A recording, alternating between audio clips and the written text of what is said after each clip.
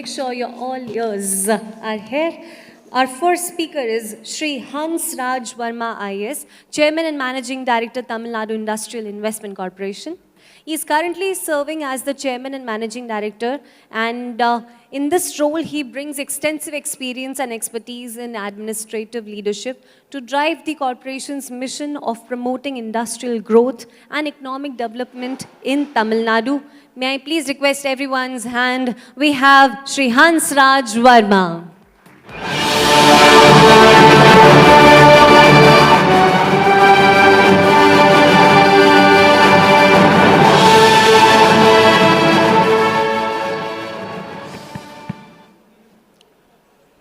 Organizers of the event, CVAs,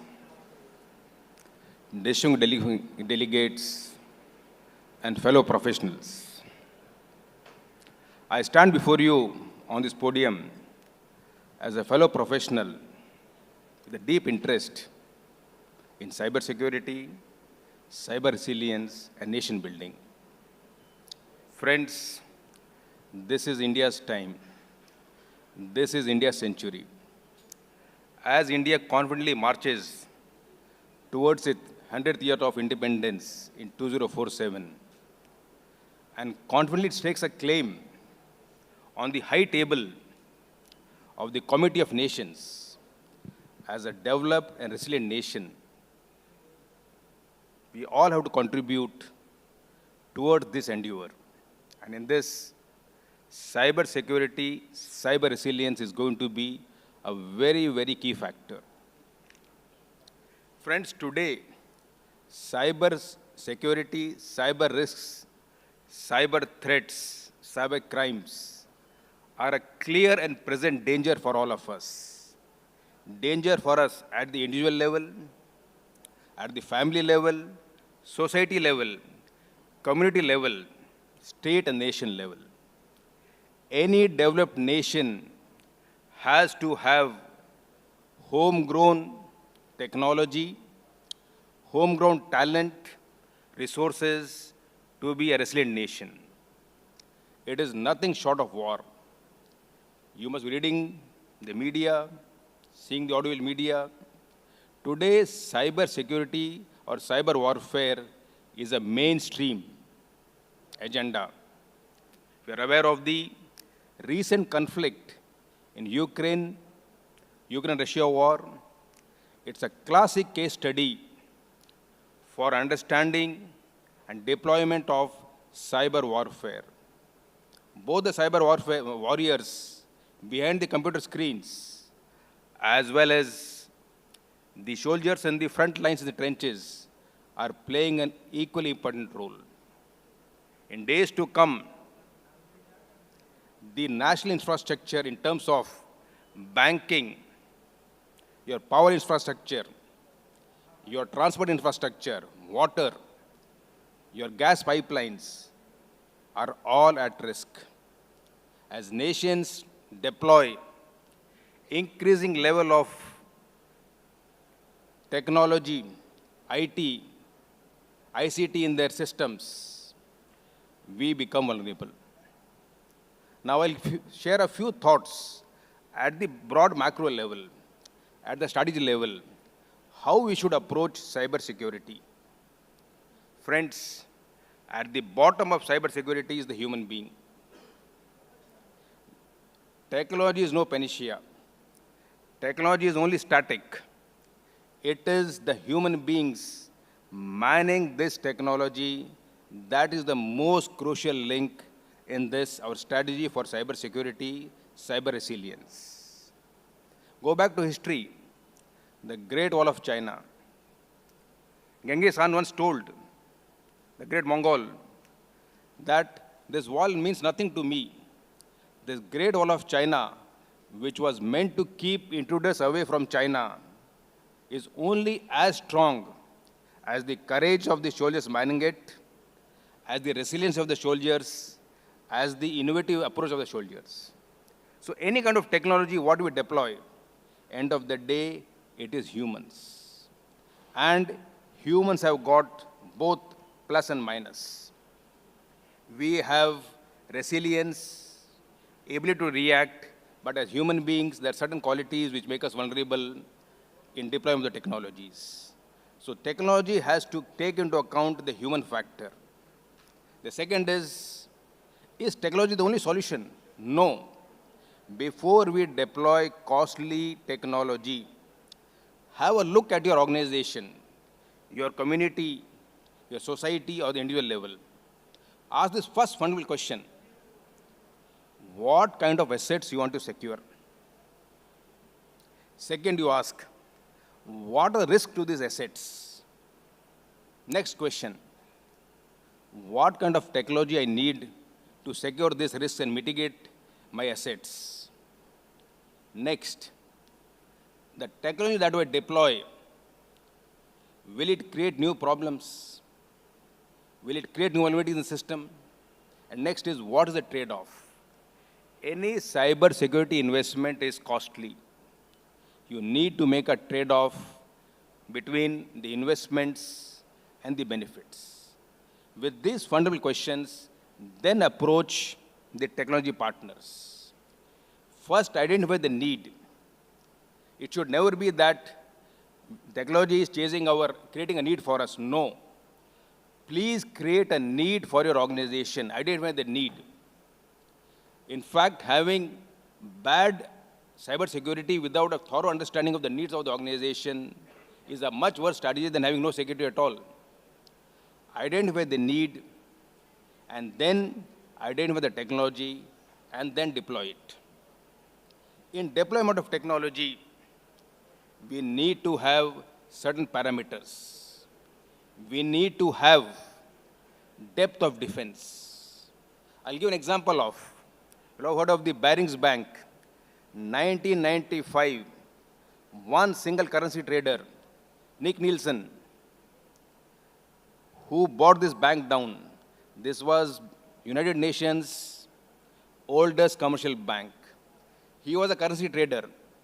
Since there were no checks and balances in the bank, he had access both to the front office and the back office for currency trading. He caused a loss of 800 US million pounds, British pounds, and the bank went bankrupt. It was bought by a Dutch company for only £1. So these are the kind of risks that are associated with. In any organization, you need depth of defense, which means you need checks and balances at multiple levels. We cannot depend on a single individual. Also, we cannot outsource our cyber security to any other agency. It has to be homegrown with ownership at all levels. Today, cyber security is a concern for every citizen of the nation. It is just not the CTO, the CFO, the CXO at every level, because then the second principle applies. The second principle is your cyber security perimeter, your cyber security systems are only as strong as the weakest link. Identify the weakest link, invest there. Adding more value or investments to the strongest points will not going to any yield results, optimal results. Go for the weakest link. And since technology is dynamic, evolving constantly, you need to keep assessing your weakest links. It is not static, it will keep moving. So two things, human beings are at the center of cybersecurity. You must understand the motivations, what drives your employees, as well as the mindset of the attackers. Today, the cyber security threat from the state and the non-state players is huge. I recently had gone to the gift city in Ahmedabad. There I happened to go to the technology center of the National Stock Exchange. There they showed us in real time the origin of cyber threats across the world. And friends, it's a continuous non-stop traffic. It's happening in real time. For us, we have to be vigilant 24/7. For the attacker or the criminal or the non-state player to bring our systems down, It is just one moment of complacency. So it is here, human beings, depth of defense is extremely important. Now coming to a financial institution, friends, I've spent 38 years in the bureaucracy in Tamil Nadu cadre across various sectors. I have a very long association with the power sector. In my stint as the IT secretary, in partnership with CDAC, Chennai, we had made a presentation to the NSA, Deputy NSA General Pant. We also used to interact with CERT-IN on basically securing our power sector, very, very crucial infrastructure. Today, in the Ukraine-Russia war, the first target is the power energy sector. Lot of power stations in Ukraine have gone off-grid, offline, for fear of cyber attacks. So part of the interaction was there. Then I am presently with the Tamil Nadu Industrial Investment Corporation, a leading state finance corporation. For us, I got a team of officers with me. We have taken a very, very conscious decision that all our IT initiatives will be first homegrown with our own talent, with total ownership. We will not outsource this function to any agency. We will buy appropriate technology or forge partnerships with key players at the required level. Now, as a part of this, for any financial institution, if you are not cyber resilient, you face risk of financial loss from phishing, ransomware, you face reputational risk, and you also face regulatory risk. No financial institution, whether it's a bank, NBFC, a state finance corporation, can afford to be lax or complacent on cyber security. Cyber security is not a cost. It is a key competitive advantage for the organization. Investment in cyber security systems, again with ownership by the employees. Because any system, insider threat is a very, very major threat. If we have a team of well-motivated, well-trained, passionate, and committed employees, trusted employees in our cybersecurity enterprise or systems, we have a reasonable chance of safety. There is no guarantee, 100% guarantee against a cyber attack. It is here, systems should be resilient. Systems cannot be brittle. You need to have compartments for your various operations. So in the event of an attack, the entire system should not go down. The compartments will ensure that if one part is hit, at least the other parts can recover. All of us, all organizations will face cyber threats, cyber attacks. It is our inner resilience, our ability to have non-homogeneous systems in the place will enable us to recover. Once an attack is there, we have minimized the damage, mitigate the damage, and do recovery. This is an essential part of our cyber security. Second is, you need to build moats. What we call the firewalls. You need to have multiple layers, a wall and a moat. A moat is a body of water across in olden times, in the Middle times, and again castles they used to build. Have multiple ways of case.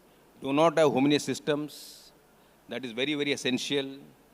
So in summing up, for an organization, cyber security in terms of ownership of the employees, keeping the technology as per your needs, resilience is extremely important. Friends, you read any media today, you will find mention about cyber security by the state and non-state actors or the national level. The national infrastructure is at great threat.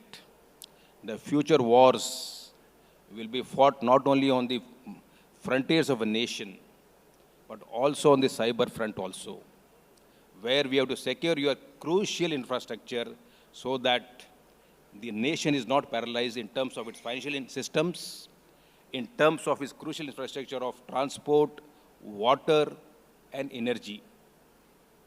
Recently, I was reading that in an economist that Americans have coined a new term, APT, Advanced Persistent Threats. These are threats which are embedded in the system and they lurk in the system and they get activated at an unknown point of time. Identifying the threats, taking a response takes a lot of effort. The proportion they say is if you have one cyber defender with you, there are 50 cyber attackers on operation outside. So this is the asymmetry of scale in terms of threats faced by us. And as mentioning, cyber security is about nation building. Every citizen has to play a role in this. So if India has to be a strong nation, a developed nation, it has to secure not only its border frontiers, it has to secure its crucial infrastructure, minimize the vulnerability of the system, and be a resilient nation. Friends, I also promote sustainability in a big way for the industries. The geopolitical context says that India is going to emerge as the hub for global supply chains, as the hub for manufacturing, high-end manufacturing.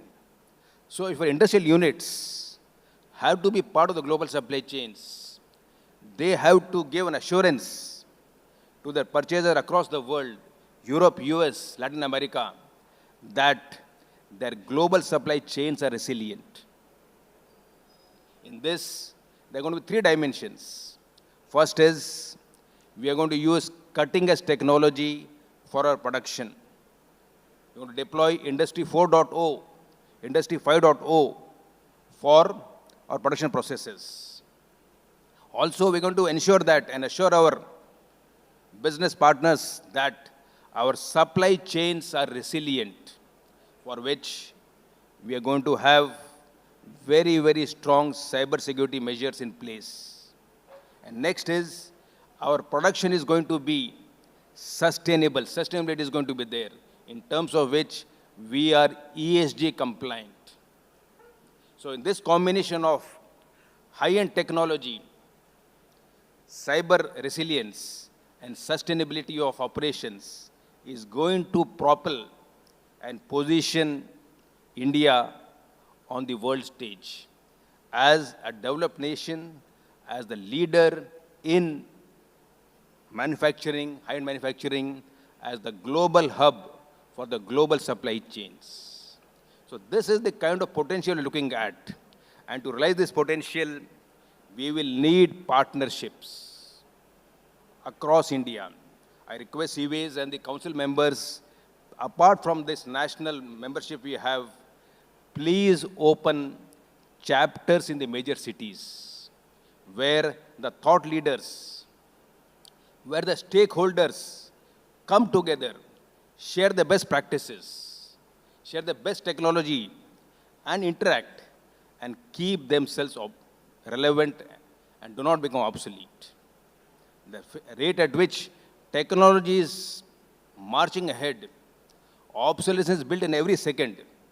So it is incumbent upon all of us, whether you have the bureaucracy, from the industry, academia, partner together, share knowledge, share the best practices, create a common platform in which these initiatives for cyber security collectively to go make India a cyber resilient nation.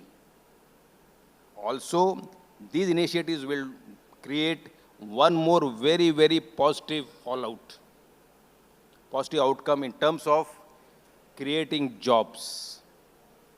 All we do, friends, at the end of the day is we need to create jobs for our youth who are aspirational. India is a young nation. Our median age is 28 years. And this sector is something that can create huge number of jobs, not only in the major cities, but also in the tier 2 and tier towns of the nation. Along with the job creation, along with cyber resilience, along with the collective community, together we all can contribute to the march of the nation as the nation marches ahead confidently towards its 100th year and lays a claim on the community of nation, rightful claim as a developed, resilient nation. Friends, thank you and good day.